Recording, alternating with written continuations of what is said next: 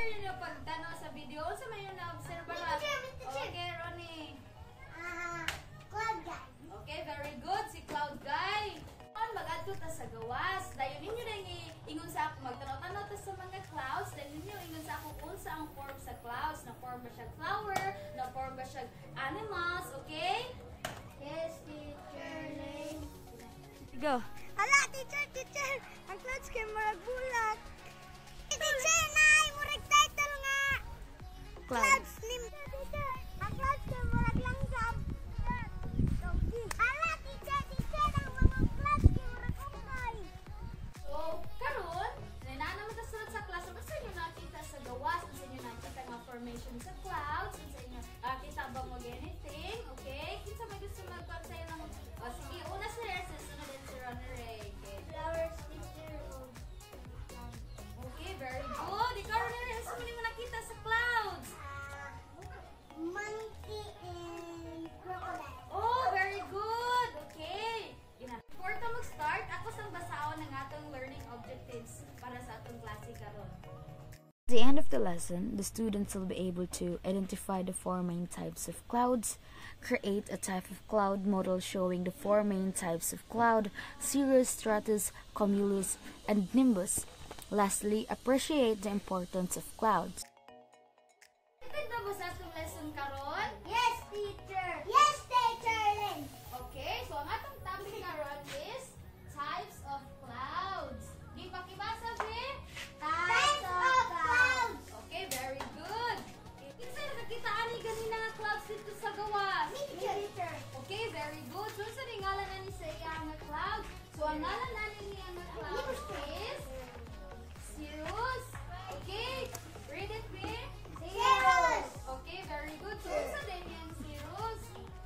So ang cirrus CI is the short, hair-like clouds. This week, in daytime, they are whiter than other clouds. Okay, so mo din ang directives sa ang description sa cirrus clouds. Okay, the next one. Okay, so kinsa nakakita ani nga clouds dito ganina sa gawas? Teacher. Okay, very good. So unsa din ngalan ani nga clouds? Unsa din ang siya? Okay, so kani din siya nga cloud is cumulus clouds. Ikaw basa be? Cumulus cloud. Okay, very good. So unsa din ang cumulus clouds? Cumulus clouds is detached, individual, cauliflower-shaped clouds, usually spotted in a fair weather conditions. These clouds are the mostly brilliant white top when lit by the sun. So, ingani day ang forma sa cumulus clouds. So, mga kitatag clouds lang nga mga cauliflower shape siya. So, ingani day, ang iyang pangalan na is a cumulus clouds. Okay, did you get it? Yes, teacher. Okay, very good. So, kani siya nga clouds. So, nakita mo mo ani dito sa gawas? Yes, teacher. Lynn. Okay, very good. Okay, so unsa din ang ngalan ani nga clouds? So ngalan ani nga clouds is Nimbus cloud. kindly read. Stratus cloud. Okay, very good. Stratus cloud. So unsa din ang stratus cloud?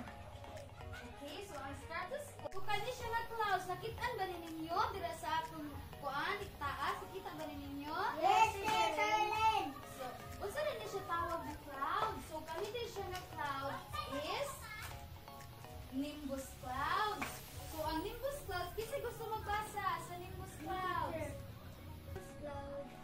Cloud is the omission the dark form that signals coming rain and sends us rain or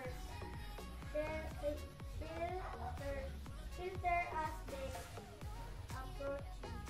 Okay, so ang nimbus clouds dahil kuno is katong dark na kay siya nga clouds, meaning kaulanon na siya. So, ang nimbus clouds is mga help sa atua, mga tao kay siya ang gasigna nga kaulanon na kayo, okay? Did you get it? Yes, teacher. Okay, very good. So, muna siya ang types of clouds. Common nga types of clouds na atong nakita sa atong kuan taas, okay? In this point, aron may bala na ako kung nakasabot pa dito sa akong klase, magbalik ka dito sa gawas. Then you are going to identify which is the cirrus clouds, which is the cumulus clouds, the stratus clouds, and the nimbus clouds. Okay?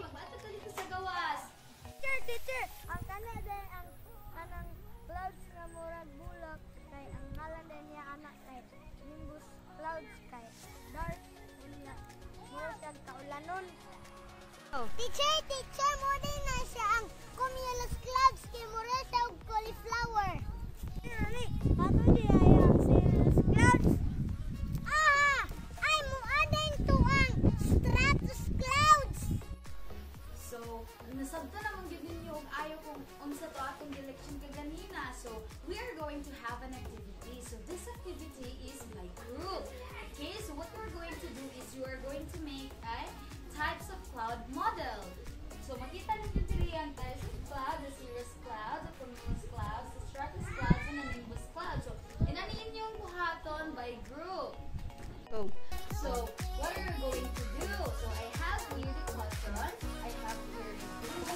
So, what you're going to do is you're going to put glue and paste here according to what type of cloud it is. So, for example, you have here the cirrus clouds. So, you are going to put glue here and then you're going to paste it here in accordance to what type of cloud it is. Did you get it? Okay.